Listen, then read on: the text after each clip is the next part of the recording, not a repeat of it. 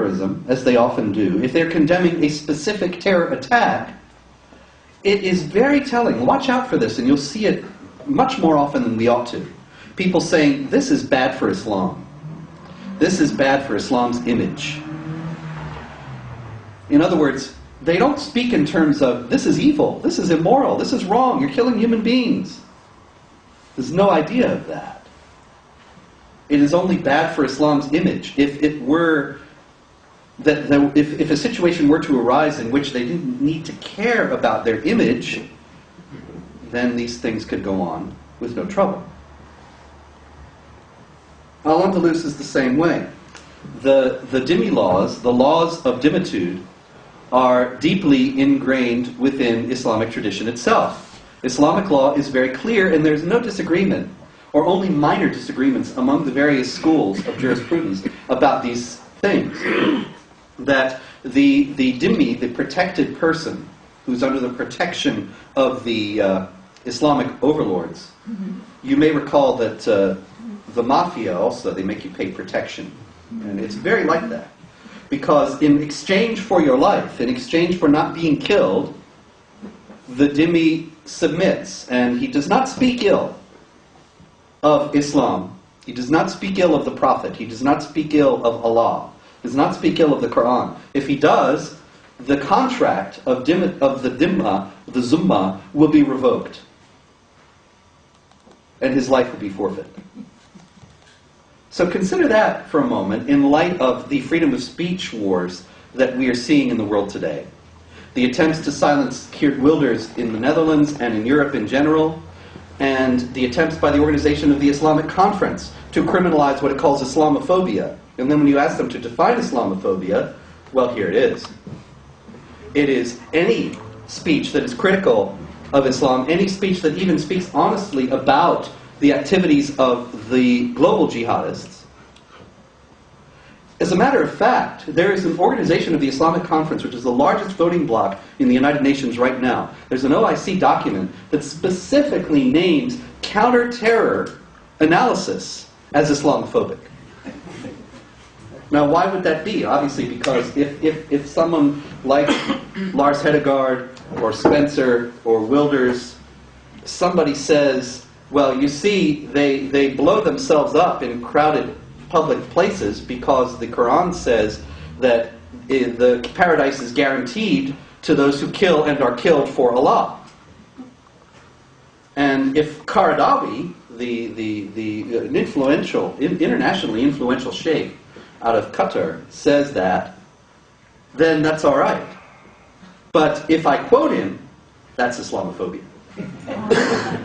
And it is a violation of the laws of the dhimmis.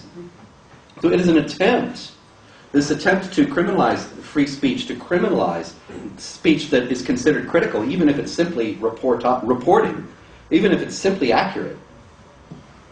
To criminalize these things is to attempt to compel the West to accept this element of the dhimmi laws.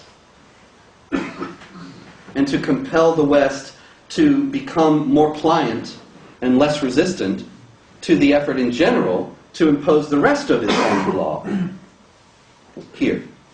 And so Al-Andalus is a place where those laws were in force.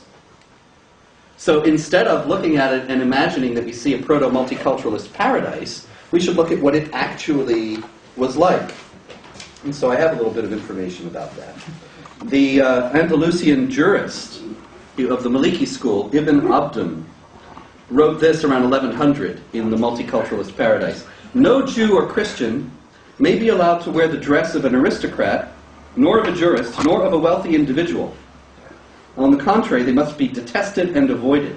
He was mandating that non-Muslims, Jews and Christians, have to wear clothing that's distinct from that of the Muslims. It wasn't Hitler who invented that with the yellow star. He got it from the Muslims, whom he greatly admired, for that matter. And the reason why, Ibn Abdin goes on, it is forbidden to greet them with the expression, peace be upon you, assalamu alaikum. A Muslim is forbidden to extend peace to a non-Muslim. And so you can't say the standard Islamic greeting of a Muslim to another Muslim. Assalamu alaikum, wa alaikum assalamu. It cannot be done to a non-Muslim. As a matter of fact, a Muslim is instructed in Islamic law to return a greeting from a non-Muslim by saying, peace be upon those who are rightly guided. In other words, peace be upon the Muslims, not on you, buddy. So, this is a small thing. But coming out of the United States, and I was actually born in South Carolina in the southern part of the United States, just as the South was casting off a dark period in American history of segregation and discrimination that was enforced by just these same kinds of small things. And a black man had to step off the sidewalk if a white man was coming to allow him to pass. And if he didn't, he'd be beaten up or worse. And you know, my grandfather had to step off the sidewalk in the Ottoman Empire to allow a Muslim to pass. It was not at all something that was invented in the American South. I'm not saying that Bull Connor was influenced by Islam. Hitler was, but the connection there was purely coincidental. But the connection was real in terms of the intent was the same, to demean the subjugated class and to make sure that it felt itself subdued, as per the Quran verse. Ibn Abdin actually goes on to say, Satan has gained possession of them, the Jews and Christians, and caused them to forget God's warning. They are the confederates of Satan's party. Satan's confederates will surely be the losers. And so they were made to feel this very, very deeply on a daily basis. Another provision of the laws of dimitude that was in effect in Muslim Spain was that non-Muslims were forbidden to hold authority over Muslims. In Pakistan today, colloquially, the Christians are known as street sweepers. There's a gang of street sweepers over there. And why would they call them that? Because the Christians occupy the most menial jobs in the society. They are forbidden to hold authority over Muslims. They, therefore, have these menial jobs and are derided for having them at the same time, as if they're not capable of anything else.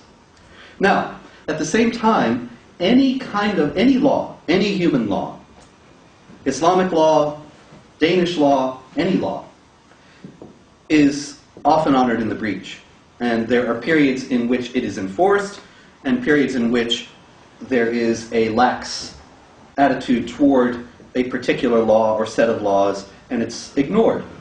And this is no less true in Islamic history, and no less true in Muslim Spain, but this has caused some of the confusion that we see over this, although a lot of it is sown deliberately. In 1066, there were two Jews named to positions of governing authority in Spain, in Granada, and they actually held authority over Muslims.